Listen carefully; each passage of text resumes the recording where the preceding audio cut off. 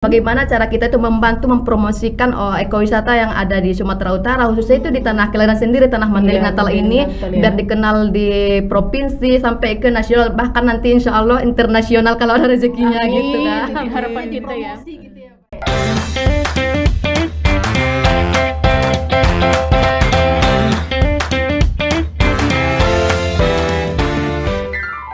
Assalamualaikum warahmatullahi wabarakatuh. Hai Kamu Rimba. Halo.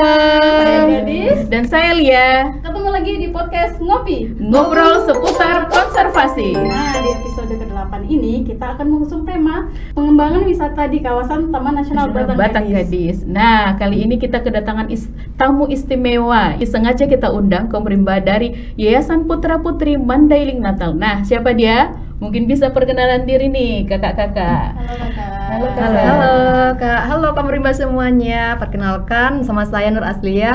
Saya dipanggil biasa Lia Lubis. Dan sekarang saya dinobatkan sebagai Putri Ekowisata Indonesia tahun 2024. Nah, di samping saya ini ada Ibu Pembina saya sendiri. Boleh perkenalkan diri dulu Bu ya. Nama saya bisa dipanggil Bu Dina. Saya adalah Ketua Pembina dari Yayasan Putra Putri Mandailing Natal. Oke. Kita di tema kali ini Kak mau banyak-banyak tanya nih. Tadi Boleh, Kakak menyebutkan tentang Yayasan Putra Putri Mandailing Natal gitu ya. Boleh tahu nggak sih Kak sebenarnya itu apa? Dibentuknya Yayasan dalam rangka apa sih gitu Kak? Oh ya, Yayasan Putra Putri Mandailing Natal ini notabene-nya adalah dibentuk untuk membangun karakter-karakter pemuda-pemudi yang memiliki jiwa yang cinta tanah air tentunya, cinta agamanya, cinta budayanya terutamanya. Karena semasa saya kecil dulu di kabupaten ini juga saya juga sebenarnya berakar dari Putri Mandailing Natal 2026. Jadi saya diajarkan di sana bagaimana kita harus mempertahankan, kemudian menjaga apa yang ada di alam lingkungan kita, mempertahankan budaya yang ada. Nah, mungkin dari sana asalnya ya, karena ketika saya ketika kita diajarkan di sana juga disebutkan bahwa sebaik-baik manusia itu adalah manusia yang bermanfaat. Mungkin dari komunitas ini kita bisa lebih memberikan manfaat banyak orang nah, lain gitu ya. Tujuannya itu intinya gitu. Keren ya, luar biasa ya, termotivasi dari diri sendiri ya. Yayasan tersebut. Karena memang mungkin ketika saya hanya berprofesi sebagai pengajar, saya kan pengajar ya, saya guru, kemudian dosen gitu, tidak banyak mungkin yang bisa disampaikan gitu, karena hanya saya kan lebih banyak berinteraksi dengan siswa-siswa mahasiswa saya di lokal gitu.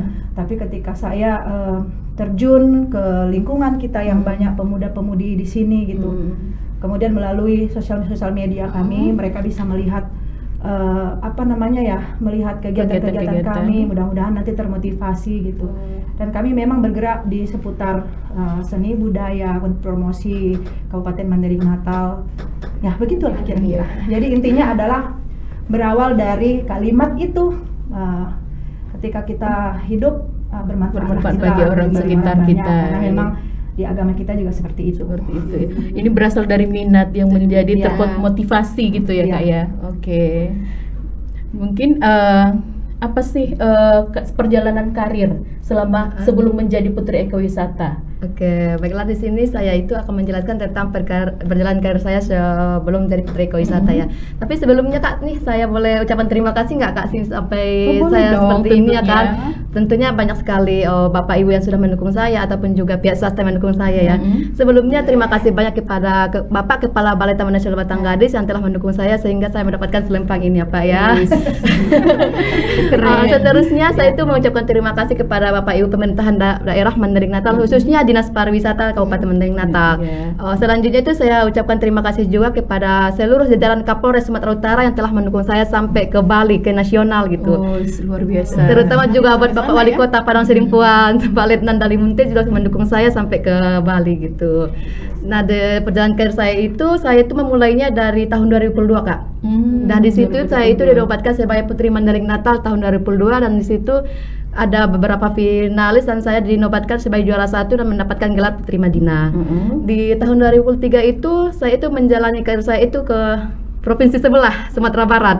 Di situ saya juga ikut ajang pemilihan putra putri wisata ya Kak ya. Iya. Dan terima kasih kepada Bapak Gubernur Sumatera Barat Pak Mahyildi dan juga Pak DPR RI yang sekarang itu Pak Rahmat Saleh. Makasih Pak yang telah mendukung saya juga waktu itu ke tingkat nasional melalui Putri Wisata Sumatera Barat dan mendapatkan gelar sebagai Putri Wisata Kuliner Indonesia.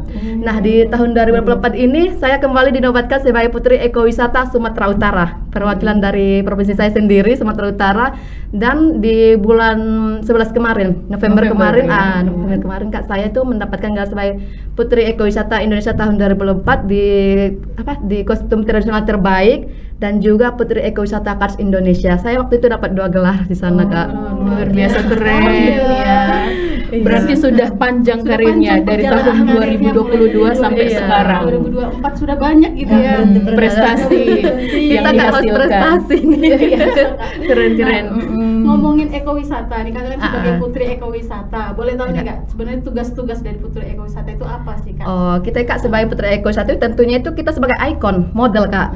Bagaimana cara kita itu membantu mempromosikan ekowisata yang ada di Sumatera Utara, khususnya itu di tanah kelahiran sendiri, tanah Mandailing Iya, Natal Mandailing ini, Natal, ya. biar dikenal di provinsi sampai ke nasional, bahkan nanti insya Allah internasional kalau ada rezekinya gitu Kak. Jadi harapan kita ya. Promosi gitu ya Pak ya Kak ya.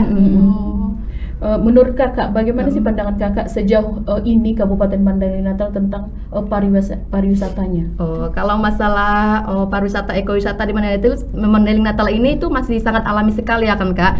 Dan begitu bagus dibandingkan pariwisata di tempat-tempat lain itu kan kebanyakan sudah buatan gitu ya kan. Iya. Tapi kita itu di Mandailing Natal itu masih alami, masih asri gitu. Tetapi Kak di sini tuh kalau sisi negatifnya masih banyak yang tahu tentang keuntungan pariwisata ini apa gitu. Jadi belum banyak sekali yang mengkelolanya gitu. Iya. Nah di sini dan Belum dari disinilah hati gitu ya. belum dari hati gitu. Dan disinilah tugas kami itu sebagai putra putri Madinah itu mempromosikannya Kak ke masyarakat lah, ke provinsi, ke nasional gitu. Jadi memang konsep ekowisata ini kan memang melibatkan 3, ada yang jasa lingkungan, kemudian ada ekonomi berjalan, ada masyarakatnya. juga di dalamnya. Jadi mungkin itu yang bisa jadi kita kita sinergikan, Iya, kita betul, Kak. promosikan Kita ke promosikan, masyarakat gitu ya. Selain mempromosikannya kan Kak, sebenarnya tugas dari Putri Ekowisata itu mempromosikan Iya, ya. betul. Ekowisata di Mandailing Natal ini kan cukup baik ya Kak, benar-benar masih asri gitu. Nah selain itu biasanya apa Kak kontribusi dari Putri Ekowisata lainnya gitu Kak yang bisa dilakukan lah misalnya. Nah dari Kakak atau dari Kakak oh iya, juga bisa menjelaskan yang mana. Coba siapa dari Kakak dulu ya. Boleh. Kontribusinya yang seperti Lia sebut tadi ya, mungkin alangkah bagusnya gitu Pemda kita, kemudian maaf ya Balai Taman Nasional Batanggadis juga sering-seringlah melibatkan mereka gitu. Karena kadang-kadang kan di daerah kita ini banyak adik-adik kita yang punya potensi gitu. Apalagi kalau hanya disuruh untuk mempromosikan sesuatu hal gitu.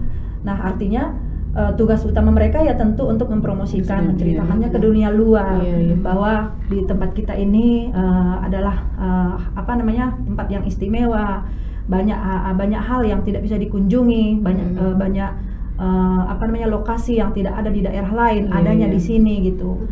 Nah kalau bukan anak remaja siapa lagi gitu loh. Kita mau milih siapa coba? Kita mau suruh kayak misalnya saya dulu lah. Saya mungkin sudah hampir menjelang usia, ibaratnya udah hampir setengah abad gitu ya. Kemudian saya disuruh untuk mempromosikan, kan orang nggak akan senang nontonnya, bener nggak? Iya. Benar. Jadi adik-adik kita adik-adik kita yang muda-muda inilah yang kita jadikan garda terdepan untuk mempromosikannya. Karena dari segi fisik mungkin mereka lebih siap untuk pergi ke lokasi-lokasi yang susah dijangkau. Ya kalau saya disuruh ke sana, maaf Ibu sakit pinggang saya. Kalau di sisi lain itu Kak untuk memotivasi muda-mudi lah kan Kak. Sejak dini itu kita udah mengajarkan orang itu supaya cinta lingkungan gitu. Supaya menjaga lingkungan, mencintai lingkungannya sendiri, terutama pariwisata ekowisatanya. Karena tidak lain tidak bukan ya kakak ya, bahwa menjadi seorang katakanlah ikon ya, yang kita sebut ini kan ikon ya, orang-orang terdepan, orang-orang yang menjadi garda terdepan untuk menyuarakannya, membantu menyuarakan gitu, mempromosikannya. Jadi ketika tidak menarik, itu saya pikir kemasannya tidak menarik, orang pun tidak akan suka melihatnya gitu. Orang lebih cenderung melihat kemasan itu menarik gitu, mulai dari promosinya bagaimana, bagus nggak gitu, orang yang mempromosikannya bagaimana, menarik nggak. Nah ketika ini semuanya dikemas dengan baik, saya yakin kita juga punya punya perkembangan ekowisata yang akan mendunia nantinya. Amin ya, artinya kerjasama dengan berbagai pihak itu penting ya Kak, jadi untuk mempromosikan ini ya. Pengalaman saya gitu menjadi ikon daerah gitu, memang ada beberapa yang menganggap hal positif gitu, kemudian negatif, namun kita harus tetap jalan terus. Yang kita seperti hari ini kita di sini menjadi anggota podcast, kemudian kakak-kakak sebagai podcast. Marilah kita sama-sama dukung adik-adik kita ini ketika kita memang sudah ketika mereka sudah punya gelar gitu. Kan gelar ini juga tidak mudah untuk didapat gitu. Jadi mereka tidak hanya untuk ketika sudah dapat kemudian ditutup lagi gitu. Jangan gitu. Artinya tugas kita memang harus memberikan mereka jalan. Tugas kita itu memberikan mereka fasilitas gitu kan. Gitu. Agar mereka bisa lebih berkembang gitu. Nah, mungkin begitu ya. Gitu. Jadi PR juga sih sama kita kan begitu ya Kak. Karena kan hidup akan berganti pastinya gitu. Kalau saya terus kayak dulu dia nggak ada, gimana dong, kan nggak ada gitu. Sementara yang jiwa muda ini lebih semangat, lebih update lagi kan. Jadi kita tinggal yang tua-tua ini mungkin bisa mendorong mereka, memberikan motivasi mereka, menceritakan bahwa mereka sangat dibutuhkan gitu. Jangan kita kecewakan mereka, nggak penting itu gitu. Itu nggak penting, tidak. Malah jadi ngedon nanti. Jadi banyak hal sebenarnya yang harus kita sinergikan. Gitu. Baik kami dari pembinanya, tugas kami tentu mendorong gitu.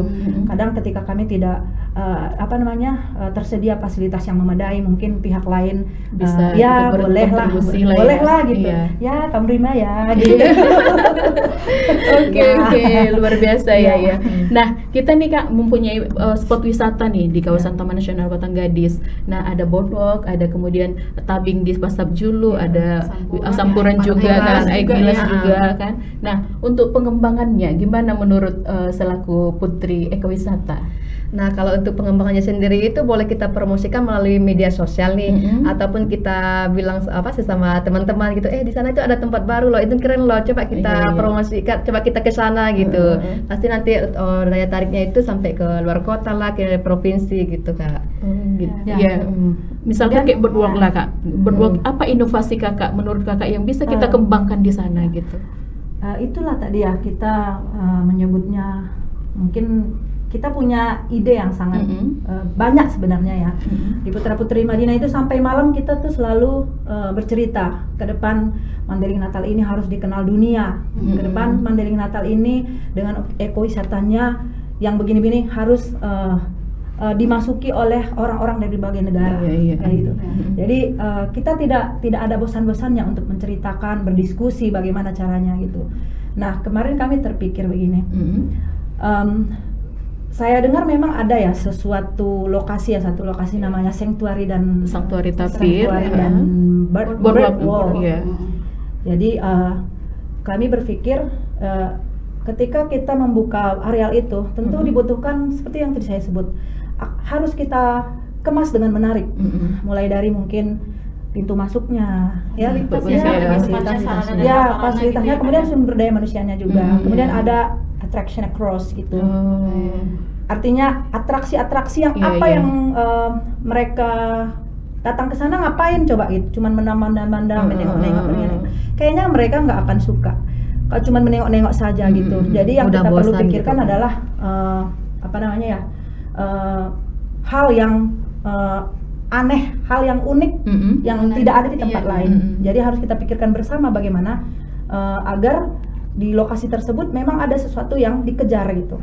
Nah, kami terpikir kemarin bercerita kan akan ada ya, insya Allah pemilihan Putra Putri Mandailing Natal, karena kita semuanya putra putri yang sangat concern dengan segala sesuatu yang sudah hilang di adat-adat, kebudayaan, fashion, bahkan kearifan lokal ya Kak. Kearifan lokal. Ada fashion bygone days, artinya fashion yang sudah hampir musnah gitu ya. bagaimana bulang itu dipakai gitu. Nah, ada bulang manuk itu yang selalu kami sering posting-posting di media sosial. Kemudian kebetulan saya lihat di media-media manapun cuman kami yang ada kalau di sekitar Tapanuli Selatan. Jadi bulang manuk ini jadi bulang manuk ini adalah bulang yang mungkin bisa kita bawa ke alam. Karena memang penggunaan daripada bulang ini tidak sama dengan bulang yang kita pakai ketika kita menikah, karena kan sangat sakral ya. Apalagi ada lagi yang 7 tingkat yang lebih sakral lagi dan lebih mahal lagi, kemudian perlu izin daripada raja-raja lagi gitu. Jadi ada ininya kami SOP-nya terpikir ternyata fashion bygone days ini, ketika kita coba pancing dengan fashion bygone days itu di dalam sanctuary ataupun bird wall itu, mungkin itu salah satu yang bisa kita jadikan sebagai promosi kemasan promosi kemasan ya. packagingnya di dalam sana. Ya, jadi orang-orang yang terutama Gen Z ya kan, mereka kan penasaran ya, untuk kostum-kostum yang fashion bygone days ini rupanya di sana adanya gitu. Ya kayak Marco Hope memang terkesan gimana ya, biasa aja.